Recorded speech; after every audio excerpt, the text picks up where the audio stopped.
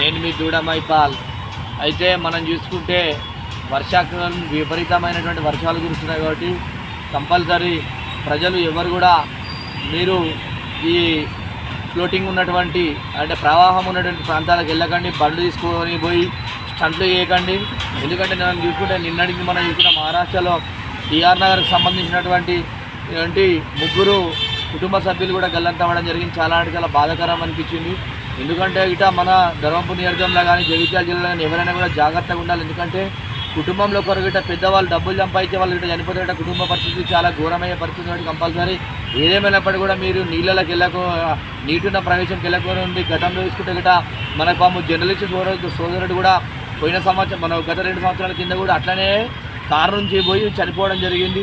అట్లా ఎవరు కూడా మీరు ప్రయోగాలు చేసి మీ జీవితాలను నాశనం చేసుకోకండి, కుటుంబ సభ్యుల జీవితాలు నాశనం చేయడం తెలియజేస్తున్నా.